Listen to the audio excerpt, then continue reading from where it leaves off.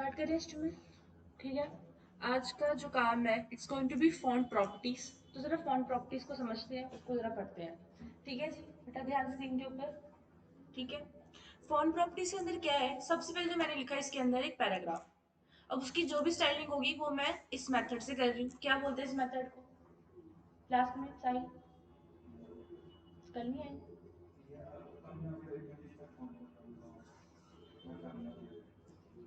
हाँ जी, फ्रंट रो।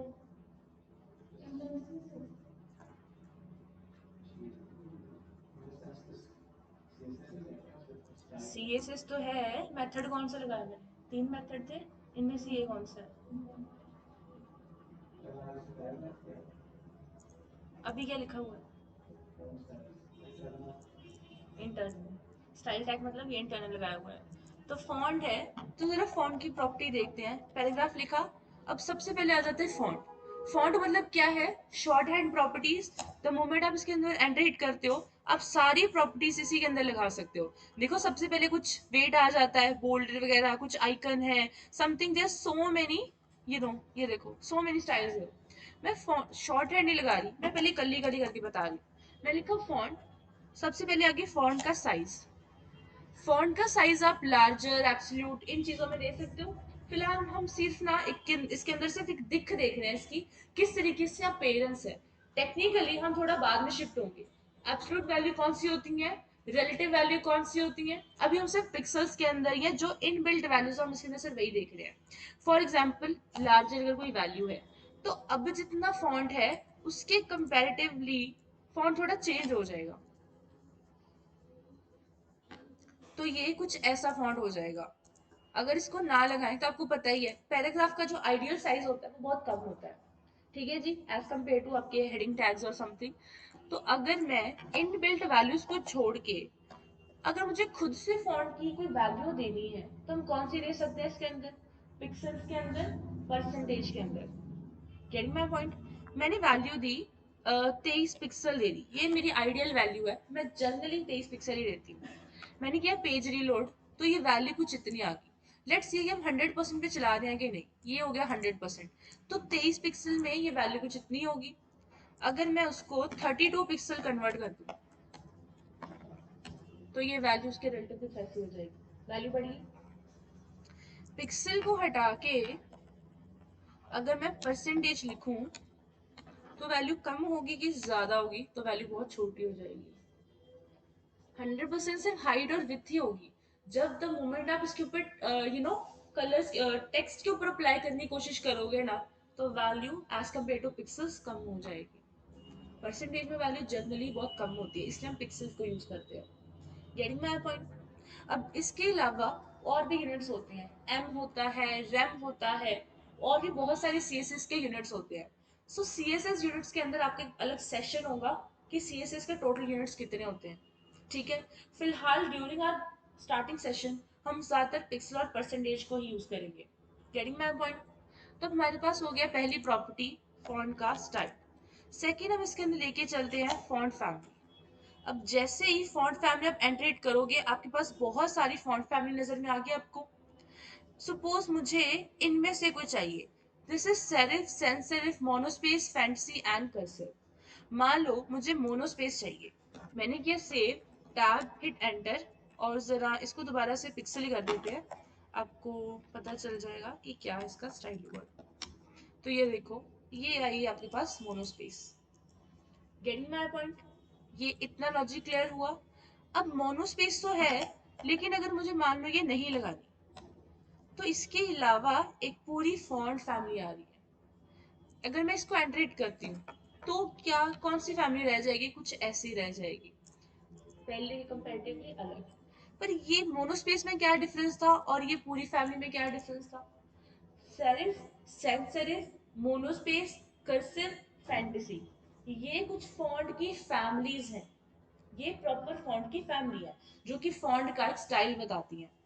इसके आगे कुरियर, न्यू एंड करियर, ये सारी जो है ये इसके मेंबर्स हैं। हम इतने सारे क्यों डिफाइन करते हैं? बट किसी को कोई आइडिया है हम इतने सारे? Exactly exactly. मान लो अगर आपका जो ब्राउजर है, अभी तो आप बड़े लकी हो कि आप एडवांस चीजों पे काम कर रहे हो, मैंने आपको बताया ना, ऐसे भी चांसेस होते हैं जब आपके वर्जन जो होते हैं, ये नेट नहीं चल रहा है, समथिंग कुछ भी होता है, तो अगर आपका ब्राउजर इनमें से मोनोस्पेस फैमिली के अंदर किसी एक भी मेंबर को सपोर्ट करता है, तो वही इसके अंदर हमारे पास प्रिंट होके निकल आए। Gate my point? अब जैसे सेंस सेरिफ है या सेरिफ है, तो उसके अंदर तो हमारे पास बड़े ही डिफरेंट फॉन्ट्स भी होते हैं। जरा वो देख लेते हैं, जैसे मान लो ये एरियल वगैरह, ये सेंस सेरिफ के अंदर होगा, और ये भी कुछ सेंस सेरिफ होगा, मेनली आपके पास सेंस सेरिफ ही होते हैं। बाकी अगर आपको इसके अंदर नेट से भी पेस्ट करने हैं तो आप कर सकते हो, बस उसके लिंक वगैरह आपको लगाने होंगे। फॉर एग्जाम्पल मान लो अगर मुझे कर्सिव चाहिए, तो सेमीकोलन लगाओ, सेव टैब हिट एंटर, तो कर्सिव में हमारे पास कुछ ये तरीके का फॉन्ट आ जाएगा। आपकी इच्छा है आप क्या यूज करना चाहते हो। Gate my point everyone? तो इतना सा लॉजिक हो गया। जरा नेक्स्ट फॉन्ट के अंदर चलते हैं। नेक्स्ट हमारे पास मिल जाएगा फॉन्ट का वेट। अब फॉन्ट का वेट क्या होता है, जरा इसको थोड़ा वर्ड में समझते हैं, ऐसे में क्लियर नहीं होगा।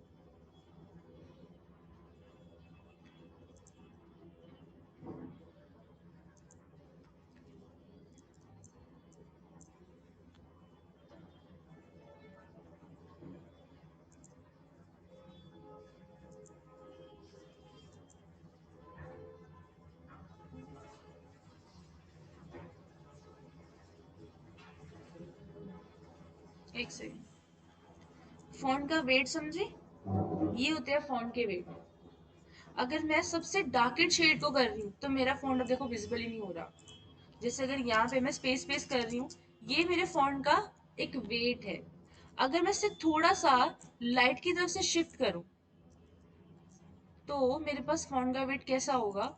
जैसे रुको, मैंने फिर से नो कलर किया, हमें चाहिए आउटलाइन के अंदर वेट में जाके, अगर मैं इसको थोड़ा सा ये वाला फॉन्ट यूज करती हूँ, नाउ आई कैन सी कि मेरा फॉन्ट किस तरीके का आ रहा है। तो ये होता है फॉन्ट का वेट, जो इसकी एक तरीके की चौड़ाई, इसकी थिकनेस, इसकी बोल्डनेस सेट कर देता है। डन। तो उस फॉन्ट के वेट को आप कितनी प्रॉपर्टी दे सकते हो, ये बोल्ड, ये बोल्डर, लाइटर, आप इसे फिक्स कर सकते हो, या फिर आप न्यूमेरिकल वैल्यू दे सकते हो। न्यूमेरिक वैल्यू के अंदर 100 से लेके 900 तक का बोल्ड एक सेट कर सकते हो आप फॉन्ट। जो 700 होता है वो एक स्टैंडर्ड होता है।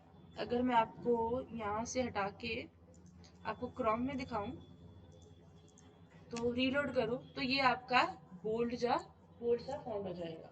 Getting my point? अब इसी चीज को आप रिप्लेस कर सकते हो यूजिंग अ बोल्ड टैग। मान लो मेरे पास क्या है, एक मेरे पास H5 टैग है, उसके अंदर मैंने कुछ कंटेंट ही लिखा हुआ है, लेकिन इसी टैग को मैं रिप्लेस कर दूंगी बोल्ड टैग से। सो बी क्या हो जाता है, B is a tag, is a bold tag, and reload, तो ये भी एक बोल्ड सा टैग हो जाएगा। ये H5 है, लेकिन देखो H5 बहुत ही छोटा है एज कम्पेयर टू पैराग्राफ, क्योंकि आपने इसकी 32 पिक्सल तक की फॉन्ट का साइज सेट करके रखा हुआ है। Getting my point everyone? अब इसके बाद क्या हो जाता है, अगर आपको इटैलिसाइज भी करना है या समथिंग कुछ और चीजें अप्लाई करनी है तो आप कर सकते हो। ये मेरा VS कोड फोल्ड हो जा रहा है।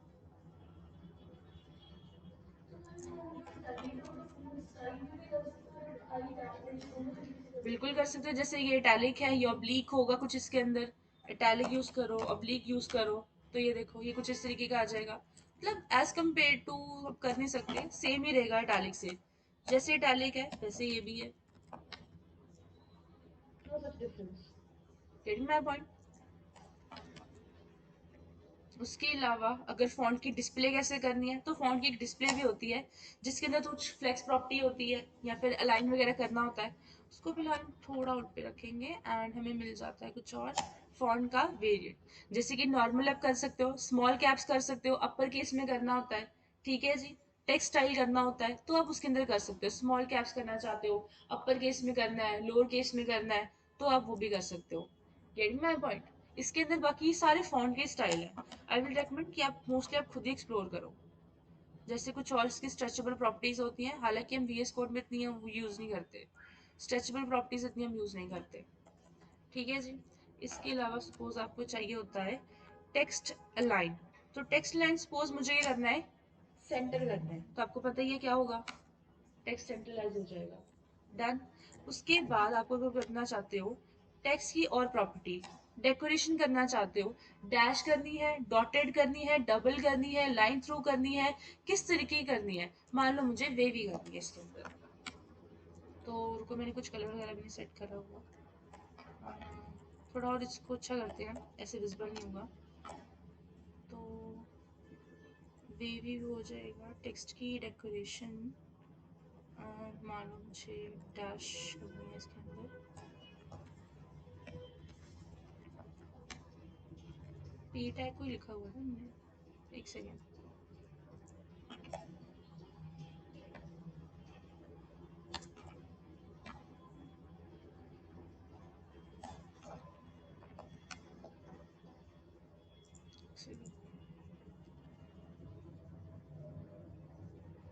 चल नहीं रहा होगा VS कोड,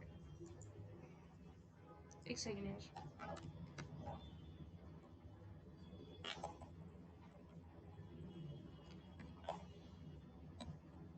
सर आप अपने सिस्टम में चला के देखो आपका चल रहा है, मेरी चल रहा है आपका, रुको मैं जरा इसको एंकर में चला के देखती हूँ, एंकर में तो पक्का चल ही जाएगा, क्योंकि हमने अगर इसको लिखा नहीं है कुछ, तो एंकर में अगर हम इसकी टेक्स्ट की कुछ डेकोरेशन दे दें, अगर मैं एक सेकेंड ना, क्योंकि एक तो जिसके पास ऑलरेडी अंडरलाइन आ रही है हम उसको एक अंडरलाइन दे सकते हैं, मान लो यहाँ पे डॉटेड सेट करनी है, यहाँ पे नहीं, मेरी CSS ठीक से अप्लाई हो नहीं पा रही,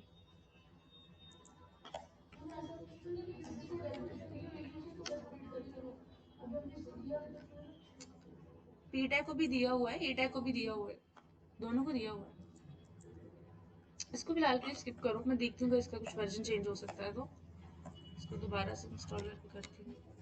रेदर देन आप क्या कर सकते हो, टेक्स्ट का ट्रांसफॉर्म भी कर सकते हो, कैपिटलाइज करना है, लोअर केस करना है, या क्या करना चाहते हो, मान लो अगर आपको कैपिटलाइज करना है, सो जो इसका वेरिएंट होता है ना, फॉन्ट का वेरिएंट, उस प्रॉपर्टी को रिप्लेस करके आप टेक्स्ट ट्रांसफॉर्म का यूज कर सकते हो। अगर आपकी कुछ प्रॉपर्टी नहीं ना चल रही, तो पहला वर्जन यही होगा कि यहाँ तो वो सपोर्टेड नहीं है, क्योंकि यहाँ पे HTML4 और 5 दोनों की ही प्रॉपर्टीज है, ये नहीं कि सिर्फ 5 की चल रही है, HTML4 की भी अभी ना अभी कोई ना कोई प्रॉपर्टी जरूर है इसके अंदर, गेट माई पॉइंट। जैसे फॉन्ट का वेरिएंट है, हम फॉन्ट के वेरिएंट को यूज नहीं करते, उसके लिए हम टेक्स्ट के ट्रांसफॉर्म को यूज करते हैं, कि टेक्स्ट का ट्रांसफॉर्म आपको कौन सा चाहिए, कैपिटलाइज चाहिए, अपर केस चाहिए, लोअर केस चाहिए, कि क्या चाहिए, गेटिंग माई पॉइंट।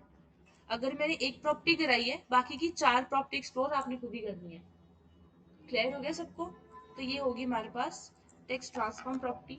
इसके अलावा टेक्स्ट का कुछ ओवरफ्लो होता है, टेक्स्ट की शेडो होती है, टेक्स्ट की शेडो के अंदर भी आप 4 प्रॉपर्टी सेट कर सकते हो, ठीक है जी।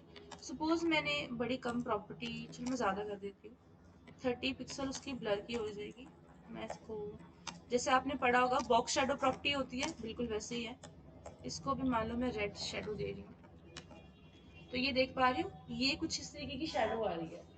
अगर मैं इसकी ब्लरनेस कम कर दूं,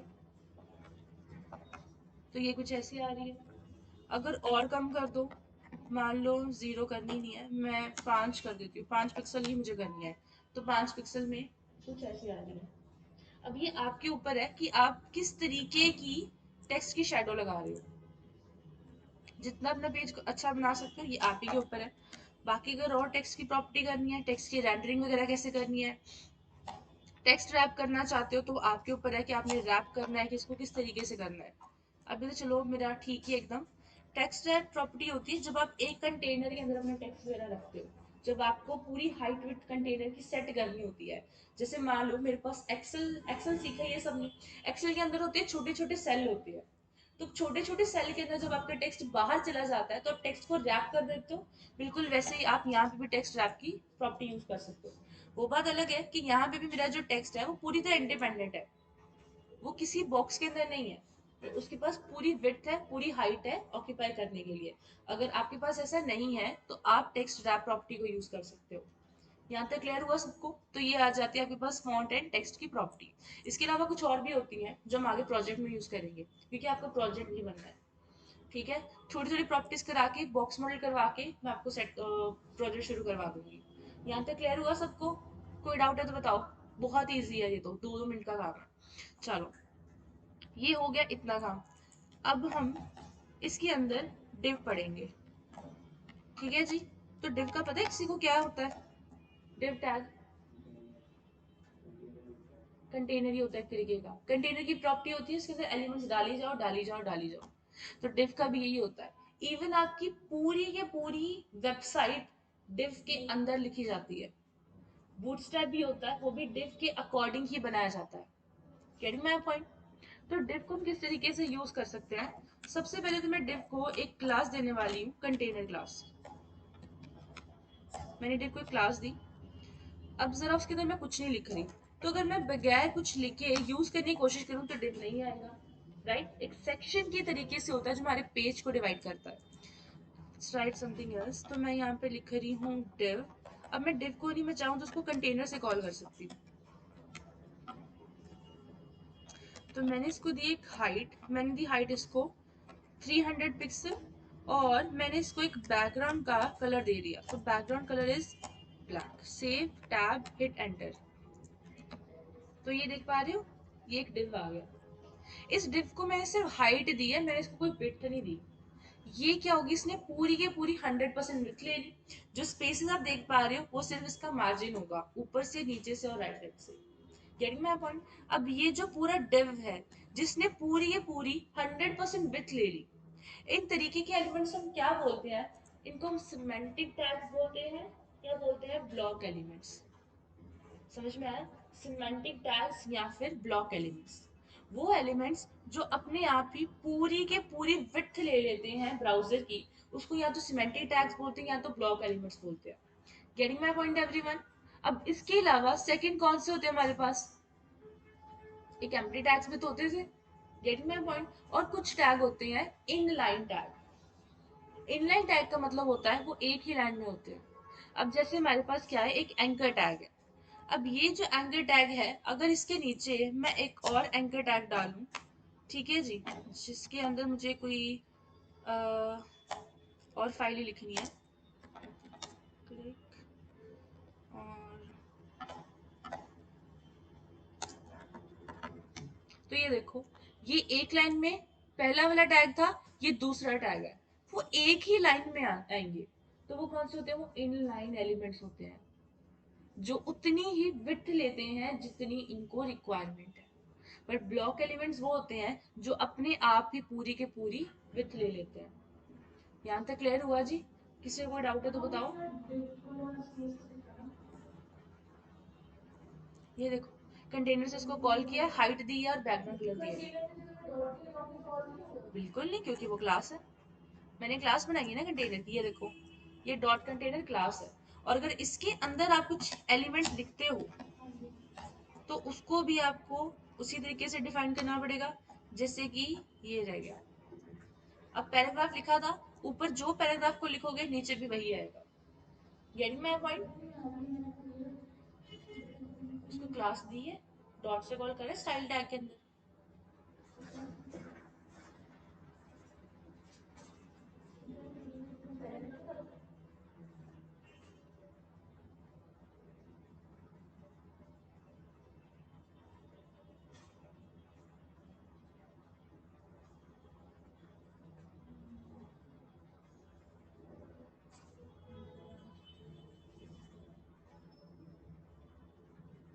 कलर दिया ना, उसका बैकग्राउंड कलर थोड़ा लगा। कलर हो गया टेक्स्ट का कलर। कलर सब चीज है, टेक्स्ट कलर, बैकग्राउंड कलर मतलब div के बैकग्राउंड का कलर आप डिसाइड कर रहे हो। यहाँ तक क्लियर हुआ जी सबको? अब आपने काम करना है, लैपटॉप तो ऑलमोस्ट सबके पास है, ठीक है जी। अभी तक मैंने जितनी सीएसएस करवाई है ना, पहले जरा मुझे इतनी इम्प्लीमेंट करके बताओ। आगे की बॉक्स मॉडल जैसे प्रॉपर्टीज है मैं आगे करवाऊंगी। आपने सिंपल एक वेब पेज तैयार करना है जिसका बैकग्राउंड कलर ब्लैक होगा, ठीक है जी। ब्लैक, इधर सुन लो पहले सारे। तो ब्लैक कलर का उसका बैकग्राउंड कलर होगा, उसके अंदर डिव भी होने चाहिए, पैराग्राफ भी होने चाहिए, हर चीज होनी चाहिए। जितनी अभी फॉन्ट की प्रॉपर्टी, टेक्स्ट की प्रॉपर्टी हमने यूज करी है वो सारी होनी चाहिए। टेक्स्ट आपके सेंटर, कुछ होने चाहिए कुछ नहीं होने चाहिए। मान लो जो टैग, जो एलिमेंट्स आपके डिव के अंदर है, सिर्फ वो सेंटर होने चाहिए, बाकी की अलाइनमेंट कुछ भी हो सकती है, क्लियर हो गया? अभी के अभी बनाओ, शुरू हो जाओ। घर जाके कोई असाइनमेंट नहीं होगी, इधर ही बना के जाओ।